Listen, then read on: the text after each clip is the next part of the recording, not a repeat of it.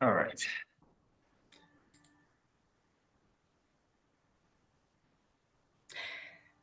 Good morning, everyone.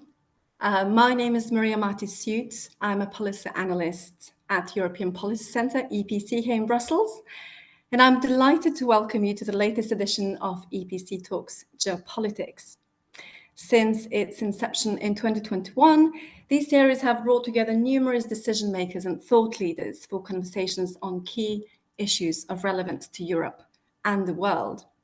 And it's my honor and pleasure today to be joined by Professor Sergey Radchenko, the Wilson Schmidt Distinguished Professor at the Johns Hopkins School of Advanced International Studies.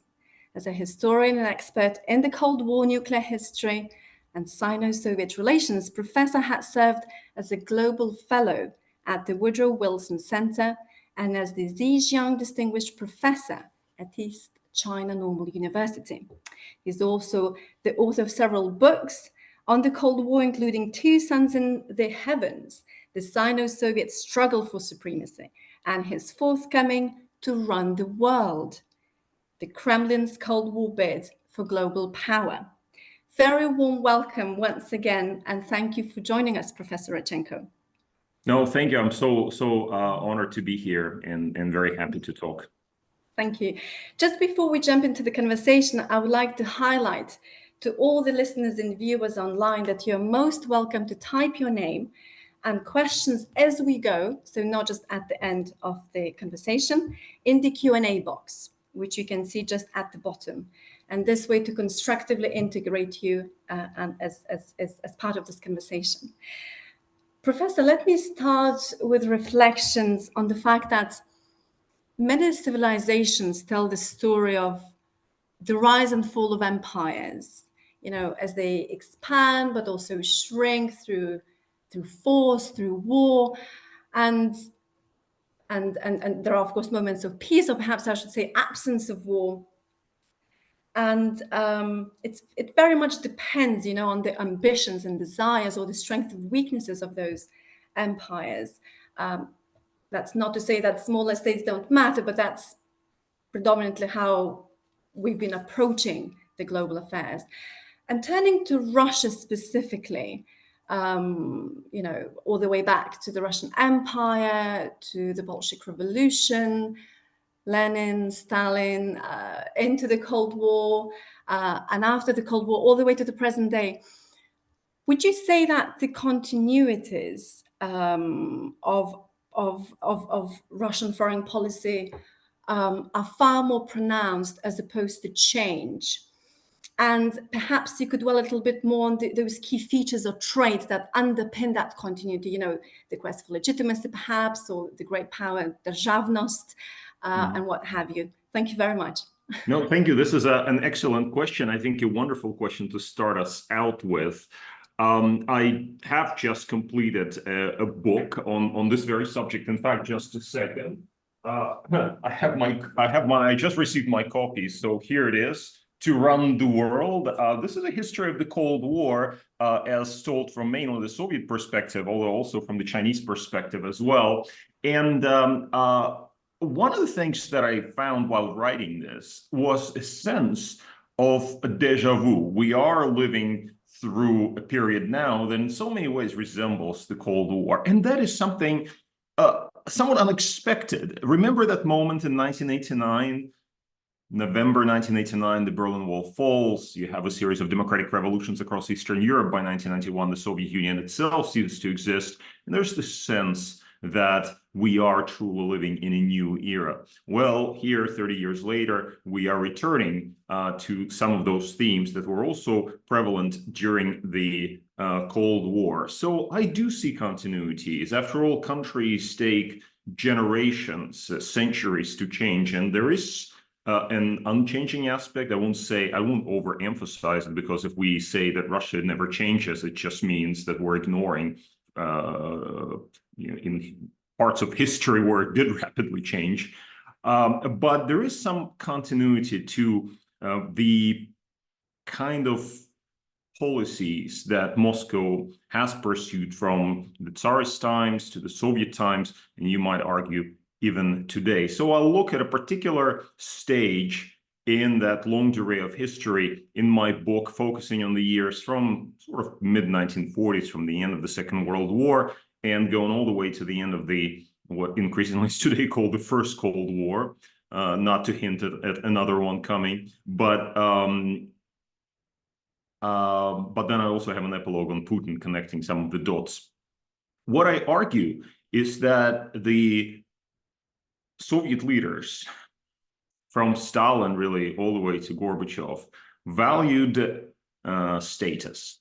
They wanted to be recognized as a great power on the international stage. They wanted a sense of legitimacy. You mentioned the word legitimacy. I think it has been understudied by historians of Russia to a certain extent. We have focused, historians of the Cold War have focused on issues like ideology, Marxism, Leninism. They were all about revolution, etc. I saw something different. I saw people who were obsessed by issues like legitimacy, issues like security, and actually those issues were interrelated. So they, for them to be secure, they had to feel legitimated by somebody else. In other words, that their gains would be recognized. And indeed, I start the book in 1945 with a period where the Soviets were at their greatest strength. Really, they effectively were in a position to dominate Europe, and yet they felt deeply insecure, and yet they felt the need to have those gains recognized by the United States. So the reason, and by the way, the reason the book is called To Run the World is that this idea, this is actually a quote, and this is something that Brezhnev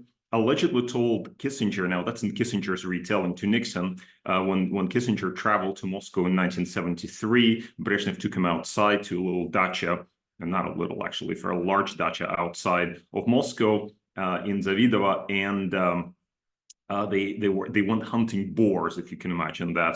Kissinger, they're in a hunting tower with Brezhnev hunting boars. It was just the two of them, plus the Viktor Sukhadrev, the interpreter. And Brezhnev told Kissinger, I'll tell you without, note takers, without anything, what we want to do is we want to manage the world together with the United States. We want to run the world. So there's this aspiration that the Soviets had. The problem is they never had the means. They had the ambition. They never had the means to do that. And that's a problem that today's Russia also shares. They have this sense, by they, I mean the Kremlin, the elites, even you might say the broader public, have a sense of some kind of a special entitlement to greatness. We are so great. Why is it that we're so great? Well, but we sent the person into space and we won over, the Nazis, and we have the nuclear bomb that really empowers, it gives you a feeling of greatness, but there's just not all that much else, and there's also a sense of inferiority. I think there's a recognition that all that greatness is not real, and therefore there's a desire to be recognized even more, in a sense that, they're not recognizing us enough. What can we do to be recognized even better? Perhaps start a war against a neighboring country. So that is where we find continuities. And indeed, there are lots of other parallels, including, of course, the nuclear element, which made the Cold War what it was. When people today say that the world is very similar to the world prior to First World War, I disagree strongly, because we do have the element of nuclear revolution that unfolded from 1945 until really the late 1950s, early 60s. And that really changed international politics forever in ways that continue to affect our lives today. Thank you, Professor. That's fascinating to hear. And I would very much agree, actually, with what you said. And I just wondered, in a way, it's contradiction of terms, Russia feeling great power, but at the same time inferior power, searching for security and legitimacy, but at the same time feeling secure enough to, impose, if you wish, its governance or worldview on others. And I just wondered, to what extent, and this is perhaps not mutually exclusive, to what extent the search for its place in the world is to do with search for Russia's place within itself. And what I mean by that is, sometimes it seems to me, why is Russia having this take on the world and this revisionist, expansionist take that is recurring? It's like cyclical. And perhaps that's to do with Russia searching who it is and for its vision or purpose. And that's fundamentally being defined vis-a-vis others, so to say, territorial and functionally, because the world is changing around Russia. But it seems to me that Russia is stuck in the past. And maybe it would start with, more self-awareness or with acceptance that, for example, USSR collapsed, that the world is changing. There are lots of countries, Georgia today, that is, aspiring for self-determination, which is predominantly not, not being pulled into the sphere of influence of Russia. What would you say? What would be your take on this? That it's Russia's it's in a way a victim of its own making. Well, there's a series of good questions here. First of all, the question of identity, of course, is one that bedevils Russia and has bedeviled Russia for generations. The quest for an idea. In the 19th century, Russia was an empire among empires. I think it felt comfortable enough. What it was doing in the 19th century in imperial expansion and control of neighboring peoples was actually very much in line with what other imperial, empires were doing at the same time. Then came the communist revolution, and Russia reinvented itself as a country with an idea to change the world. But this idea was supposed to be based on improved quality of life for average Russians. And we did not see that. Khrushchev was very hopeful in the 1950s that Russia or the Soviet Union would break through and would just wow the world with all of its accomplishments.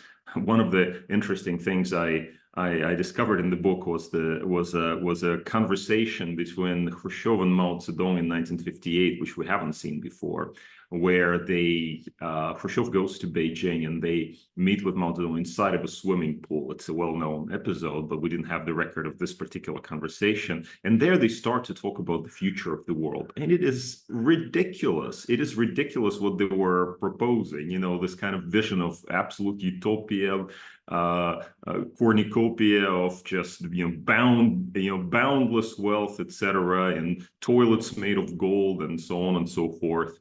And you read it and you think, are these people real? I mean, but they were really driven by this ideas that you could increase material prosperity. China, of course, tragically so, in those very years launched the Great Leap Forward, which led to the death of at least 35 million people, perhaps even more.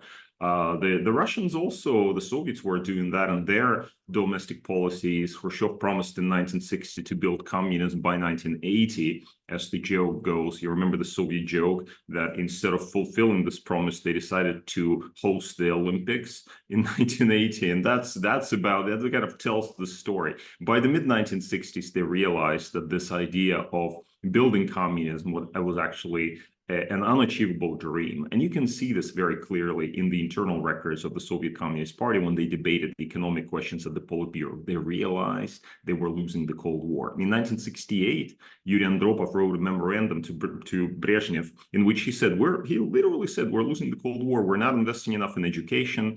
Our R&D, research and development, is lagging far behind the United States. We have lower labor efficiency and so on and so forth. Brezhnev locked this document away in his desk drawer where it was discovered upon his death in November 1982. These people knew that communism was an unachievable dream, and they also knew that after 1956, and in particular after 1968, i.e. the Soviet invasion of respectively Hungary and Czechoslovakia, the idea of selling communism to the world was increasingly also an unachievable dream, simply because if you need to have tanks to impose communism, what kind of idea is this? It's not going to work. So they were looking for something else, some other idea, and that's where Brezhnev comes through with his vision of a peace. He was a peacemaker. Vlad Zubok writes about it in his book on the Soviet period, and I discovered this as well in all conversations that Brezhnev was having with foreign leaders domestically. Said, I'm motivated by this idea of bringing peace to the world, and hence we have detente with the United States, nuclear arms control, but that doesn't really replace an idea, and they were still looking for an identity. And of course, in that context, in the 1980s, you have the beginning of real stirring of kind of nationalism in some Soviet republics, leading all the way, of course, to disintegration of the USSR in 1991. And still they were looking for an idea, right? Still, even after the Soviet Union disintegrated, new Russia was trying to figure out what to do in the world. They briefly flirted with the idea of becoming part of Europe, and were hoping to join NATO. Turned out that they couldn't really do that. In the end, I think looking through the list of tried and tested ideas, they thought, oh, check this one out. The 19th century idea of imperialism, that seems to work for us, right? So they tragically embraced this idea, and here we are again. History is repeating itself. So yes, I agree with you very much that this question of identity is one that continues to plague Russia until Russians understand that they just need, they need to learn how to live in a normal country. Unfortunately, history is bound to repeat itself. And how to behave a normal country, because what you're saying, if you have an aspiration to have global peace, if you are finding your place in the world, that's okay. It's normal to do that, and that might change, but it's predominantly how you do that. Do you really have to subjugate other countries or have them at your mercy? For example, if you look at Japan, which is also a former, let's say, aggressor country, it has a vision in a sense that it doesn't have the natural resources, for example, the way Russia has, but it uses the brains, the innovation, technology, creativity, in order to lead by example, and this way dominate, if you wish, the world, but by peaceful means and by example. Right. I mean, those are two very different roads, right? If the Russians chose the road of investing in their own people, investing in education, investing in the social sphere, in making the country more attractive to other people, then Russia could be a magnet for other countries, and they would not have to invade anybody because other people would want to be associated with Russia. But instead, they don't do that, and instead they're saying, that they're entitled to sphere of influence and they want to impose themselves on their neighbors. Which is of course very sad. It is a throwback to 19th century imperialism, also Soviet imperialism, and so in this regard, I see full continuity. So yeah, the Russian history is tragic like this, and it's I guess that's why I decided to write this book, because I realized that there's a lot more continuity here than differences from the past. And Professor, there's one thing I'm going to throw into the discussion, because when we discuss change and continuity, I think it's fundamentally important to introduce into the discussion civil society and democratization. Fundamentally, because this is the lens through which the West approaches the world. This is the lens how the West sees change or any potential or hope for change in Russia. Would you argue that Russia experienced democratic transition and even consolidation as we know it in the West? And when did that happen? Well, if Russia was ever democratic, it was a very flawed democracy. I would say a period from sort of the height of Gorbachev's reforms, maybe from 1989, from the election into the Supreme Soviet. Although that, of course, was not really a free and fair election, because the communists still had their role to play there. And through, I don't know even when to end this, perhaps in 93 with Yeltsin's crackdown against the Supreme Soviet, or, even with Putin's succession. But there was a period of unruly, proper, I don't know if maybe proper is not the right word here. Certainly unruly is the right word, unruly democracy. And what did we discover? I mean, this is an interesting question. When after Yeltsin's crackdown against then Parliament, Supreme Soviet in October 1993, a new constitution was adopted and elections were held for the Duma, the first Duma. If you remember which party won the elections, effectively LDPR, Vladimir Zhirinovsky's Liberal Democratic Party, which of course was neither liberal nor democratic, but really fascist party, they actually came first followed by the pro-government party, followed by the communists. So together, the communists and the fascists actually commanded a large part of, shall we say, democratic support inside Russia. Why is this? Why is this? When given the choice to actually vote in reasonably free and fair elections, do the Russians go and select fascists and communists as their representatives? I don't know the answer to this, and I think the answer would be very complicated, and it of course has to do with there's the economic component, the fact that Russia was obviously badly affected by economic reforms that were launched in the late 1980s, and things were really falling apart on that front. And when you're effectively starving, then who do you vote for? It's like Truman said in his address to Congress in 1947 that the seeds of tyranny are nurtured by misery and want, and that's of course what we had in Russia as well. Russia's economic transition did not succeed. This is first. But then also we are returning to this question of an idea. Since the Russians lost an idea in the 1980s, they weren't really sure where to go. They were looking to the past, and they were trying to discover some golden idea, something to be motivated by, something to feel nostalgic about. And what is there to be motivated by and feel nostalgic about? Oh, the great ghost of the Soviet Empire / Russian Empire, or the great victory over the Nazis in 1945, which of course then very quickly became a cult in Russia, and we see it today as basically a cult, and the whole World War II cult that continues today. Why is that? It's because perhaps in the present there is nothing to boast of. So they have to look to the past, to some imaginary or sometimes real victories in the past, and treasure those and say, well, this is what we stand for. So there are obviously complications. And I would even say, and that's very disturbing thought, that if today we held free and fair elections in Russia, they would, of course, be very contentious. And there would be a lot of quarreling going on. But I cannot vouch for the fact that liberal Democrats would actually win a majority in those elections. I don't know why people choose what they choose, but sadly, we are in this situation. There are obviously historical reasons for this. Thank you for sharing. While preparing for our conversation, reflecting upon this, I indeed thought that in terms of the civic awakening or the, institutional reforms as we understand them in the West, that hasn't really happened in the way, for example, it happened in the Baltic states or perhaps in Latin American countries.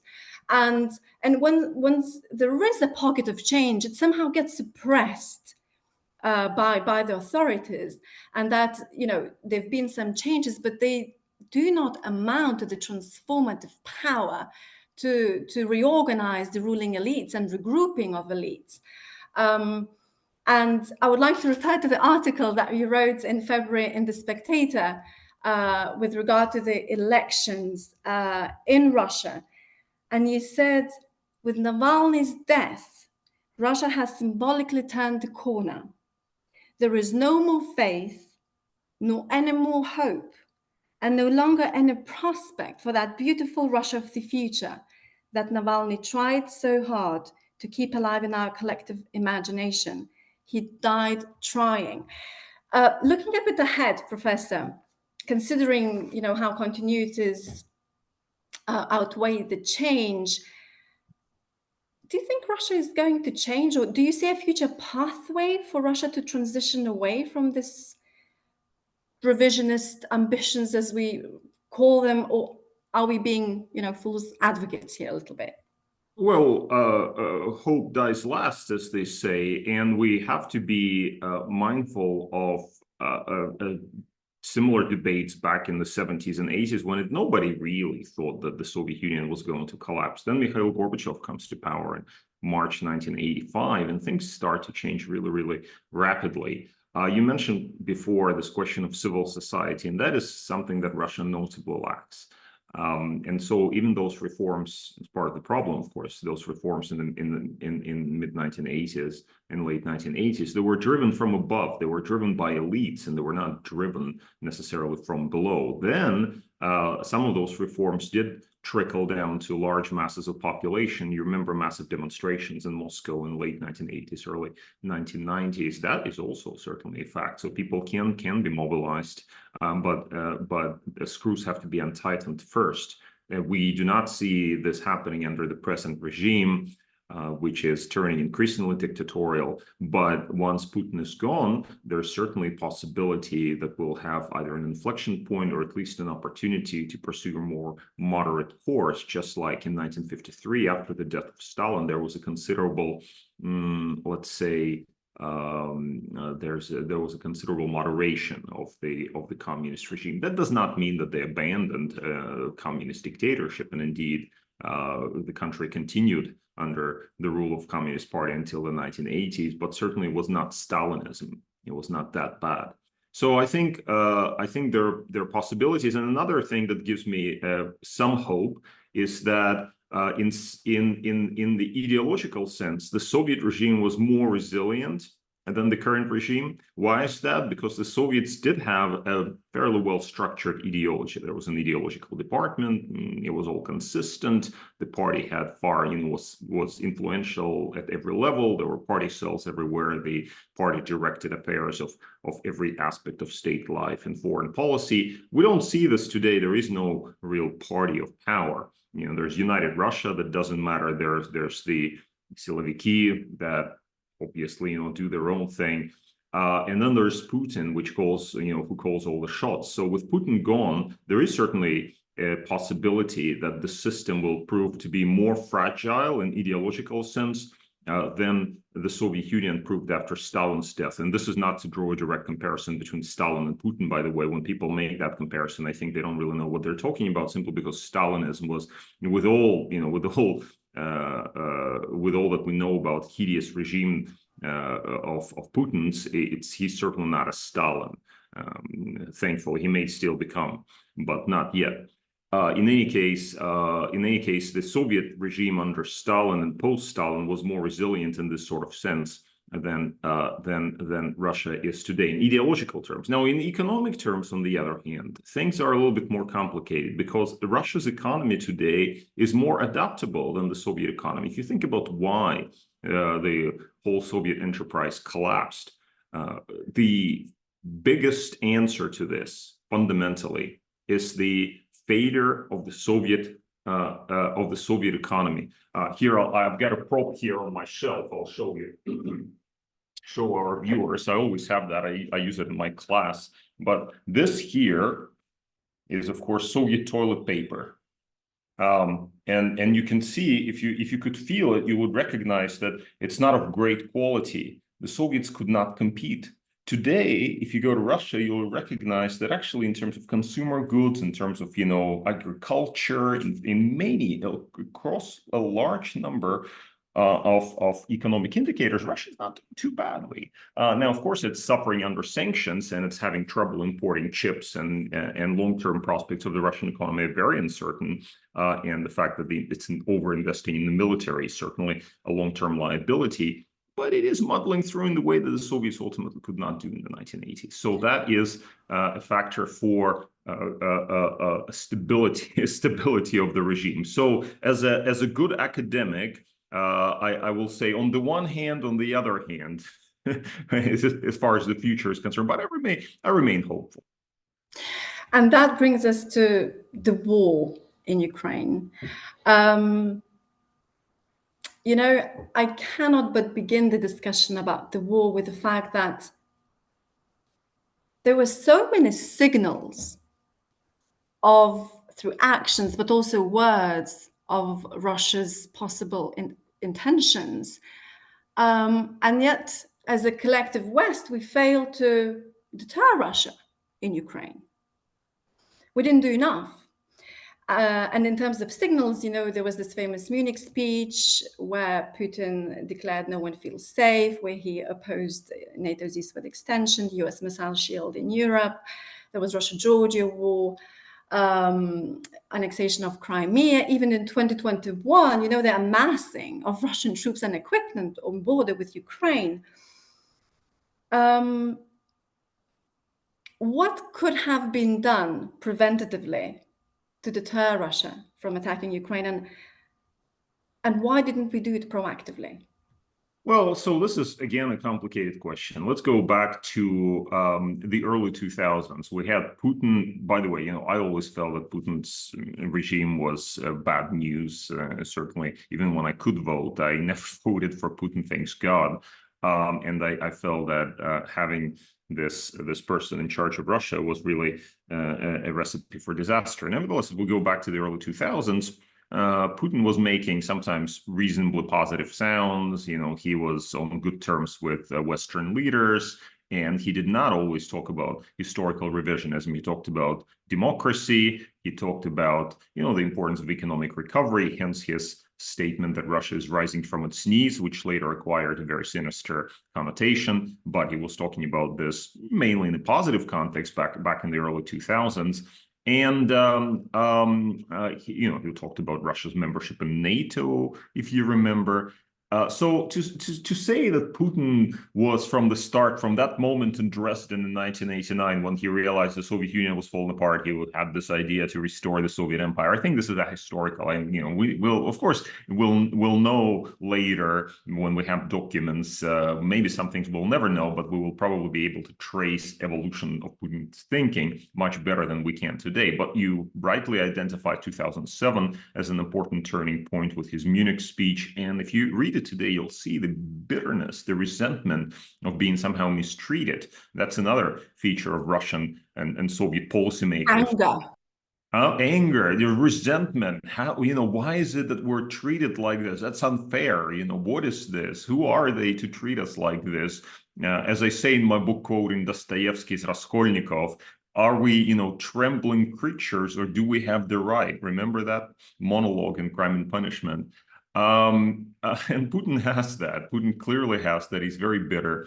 And then, of course, we have the whole situation around Georgia. But one thing that did happen in 2008, which I think in retrospect was a strategic mistake, was the way the Bucharest promise about NATO membership for Ukraine and Georgia was handled. Why was it a strategic mistake? Because we know now, with the passage of time, that there was no real intention to allow any of either of these countries to join in any foreseeable future. But this was a kind of a way to that encouraged those countries into thinking that they could potentially join NATO without actually providing any real path towards membership. But that also did enough to basically trigger paranoid Russian governments into thinking that Russia was being surrounded by NATO and so on and so forth, which of course overlapped with their deeply held imperialist complex to provide a very dark picture of the world in which only the use of force will solve issues. Now, when did Putin decisively turn towards this, and when was it, could we have deterred him earlier? The problem with this is always, the debates that we had back when, is that if there's a danger of in over deterring. In other words, you think you're deterring somebody, but then you actually end up triggering further deterioration of relations. It's a spiral of security spiral, as Robert Jervis, of course, an IR theorist, has described it, and it played out in Russia's relations with the West. Arguably, it's playing out today in relations with China. And this argument cannot be profitably resolved. I generally, in those difficult IR arguments, I take the golden center, and I can say, on the one hand, on the other hand, we could deter Russia better, but then this could also have been end up provoking Russia. Just as today we could deter China better, but we don't know whether this might actually provoke China into precipitous action on Taiwan. So those are real debates, and I don't think there is an actual answer to this. I think it is important to go back historically and see the various turning points and analyze what could have been done differently. But those counterfactuals are inevitably limited. So we don't know. So today, some people say, we should have been tougher with Russia in 2013. And maybe, if we certainly post Crimean annexation, we should have been tougher with Russia after March 2014. Maybe, and maybe this would have changed things, or maybe it would not have. And those people who argue that it would have changed things don't really have any evidence. Those people who argue that it would not have changed things also don't have any evidence. So that's a debate that cannot be resolved. So you're saying on one hand, that is debatable how much you can deter, and then when does the deterrence turn into possible provocation? True, there could be a fine line, but at the same time, you have to take sides, and particularly in a war like this. And I would argue that it is Russia who is, in fact, the instigator or the main provocateur, if you wish. But I think what you're also trying to say is that perhaps the reason why we are not deterring enough, or now, for example, maybe we could also speak about why there is support to Ukraine, but not so much as to, turn the tide in this war. And where does that come from? I was wondering, because we do have capabilities. I mean, there's so much evidence that shows if you combine the financial, political, and military might, it could be done. And we've done that before. Russia was defeated many times before. And I was just wondering, I mean, it's hard. It's hard for me to understand why, because it would be rational to do it. And it is not rational to protract it. It's been 3 years now. And China is watching, which I would like to go to very soon as well in the discussion.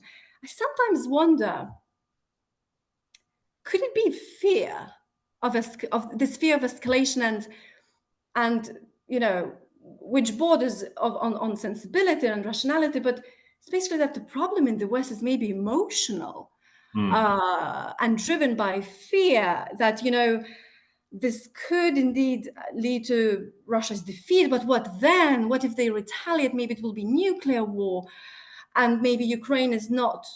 I'll be, strong here, good enough to fight for, and therefore would have to be sacrificed. It's hard for me to understand why there is this. Why don't we do the job, so to say, to change the tide?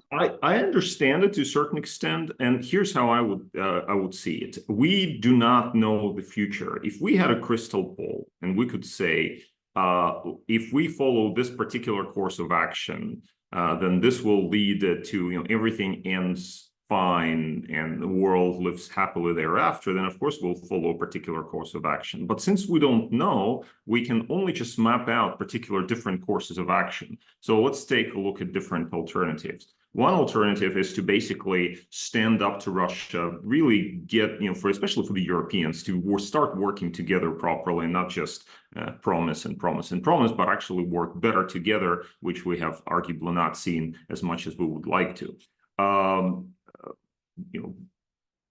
Macron has not ruled out participation by NATO troops, or at least European troops, in which would be NATO troops in the war. And we could look at this and we could say, well, that could actually force Russia to climb down, because they would understand, being the realists that they are, they would understand that they cannot contend with superior force. And this leads to a happy end, and everybody is satisfied. Things work out. There's another scenario that comes out of this, and that is that we have, a nuclear escalation with Russia, and there's a question, well, should we fear this or not? I would have to say that it doesn't really have anything to do with us fearing nuclear escalation or not. I mean, the reality is that Russia is a nuclear power, does have nuclear weapons, it has the ability to destroy the world, and we can say, that doesn't matter, we can just ignore it. But the fact that we ignore that will not actually change this basic fact. Now, you might argue that by acknowledging that this actually is playing into Russia's nuclear threats, and so this is actually helping Russia in some way. But the counter argument to that is, if you don't acknowledge that, does that change anything? And the underlying reality of Russian possession of nuclear weapons does not go away. So that is the complexity. You map out different scenarios and you think, okay, we are in this very difficult situation in Ukraine. It could get better, it could get much worse.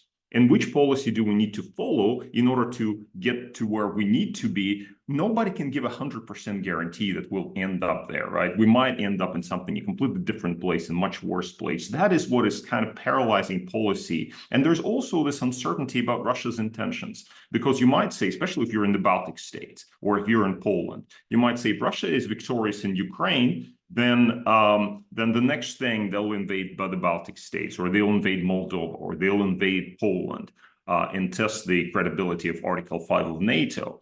And if you were Putin, perhaps you were also thinking, oh, this Article 5, is that really credible? Would you not test it? Maybe.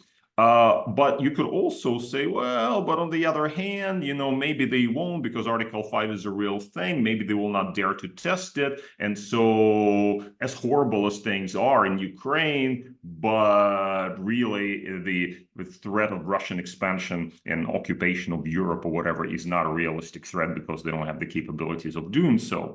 So you have these different views. And how do you reckon? I, as somebody who's studying Russia, who studied Russian history, who studied the Cold War, I don't have the answer. I'll give you one interesting example from my book, which is entirely relevant to the present day, even though we're talking about the early Cold War. During the early Cold War, the West faced very similar questions. Should we push back against Stalin, or should we try to cooperate with Stalin and maybe indulge him, maybe make concessions? When we study this question now from the Soviet side, we recognize that Stalin may have not had the maximalist aims. So in other words, he was looking for cooperation in some form, some form of great power cooperation. This is no longer really even a contentious issue. However, here's the problem. The West did not know at the time what Stalin's intentions were. Washington, Truman did not know. So he could follow two policies. One was to indulge Stalin, and then if it turned out that actually Stalin's intentions were maximalist, then this would create, Stalin could have been in a position to dominate Europe. But Professor, and I see that we really have very few minutes left, but intentions are not static. And intentions of Russia would respond to what intentions of the West are. So, if you openly declare that we're not going to defend Ukraine, well, it will adequately inform Russia's intentions and shape them. That is absolutely the case. That is absolutely. And then, we're talking that Russia is nuclear, but so are we. That's right. That's right. Which is often forgotten. Yeah. Two last questions, but very quick, Professor. Do you think Russia would ever come to recognize Ukrainian statehood and Ukraine as sovereign country? But just very quick, and then one more question on China, and then we will have to finish, I'm afraid. So on what Russia might do or might not do, my reading of Russia is that it's deeply opportunistic, and it recognizes sometimes it recognizes its limitations. I think Kennan, writing the long telegram in 1946, wasn't too far off the mark. The Russians are impervious to the logic of reason, but are highly sensitive to the logic of force. I think that observation still remains. And then on China, and sorry, indeed, it's very few minutes left, but well, China seems to be, taking a clear stance of feeding Russia's defense industry, militarily, economically. How do you envision the evolving relationship or the nexus between Russia and China moving forward, impacting the war in Ukraine, but global security as well? So I think the Sino-Russian relationship is highly complicated. Presenting it as an alliance is misguided. Simply because they have a lot of contradictions. China does not back Russia on every issue. The so-called no limits partnership is a phrase that they have not been using for more than 2 years. I think the Chinese, after the Russian invasion of Ukraine, realized that the no limits partnership actually has limits. At the same time, China is clearly not interested in throwing Putin under the bus, because for the obvious strategic reasons. If Russia is defeated, then they will lose an important partner. So China is having to walk a thin red line between, on the one hand, looking after its economic interests and engaging with the West to a certain extent, permissible extent. They're doing that, assuring them they're not really with Russia all the way. But on the other hand, also trying to support Russia in a way that will not allow Russia to lose this war. Contradictions remain. And the ultimate contradiction here is that today Russia is a much weaker partner to China. And China has not cracked the whip yet. But if they do on some issues with regard to Russia, I want to see how Russia reacts to this, because they've always talked about strategic independence and, breaking out from this diktat of the West, only to find themselves in the, as effectively vassalized by China. Not a good idea from Russia's perspective, Russia's long-term strategic interest. But the Chinese have not done that so far. And the Chinese are playing it smart. Thank you. And indeed, it remains to be seen how President Xi Jinping, his visit to Europe, which I think is imminent next week, what really the goals are, what will come out of it. Professor, I see that we're 45. There haven't been question and answers. Well, I hope the viewers, listeners enjoyed this conversation. I thank you very much for your time. Really looking forward to reading your book. And indeed, let's hope for more proactive response from the West and overcoming its fears, because there are more continuators than change when it comes to Russia. Thank you. Would you like to add something as a final note, perhaps? Yes, thank you very much. Let's believe in ourselves. We can do better than this. And yes, this book. Hope people read it. Very timely. And indeed, you as a historian, lots of lessons to be drawn for the West. Thank you very much, Professor, once again. Really appreciate. Thanks. Bye. Bye.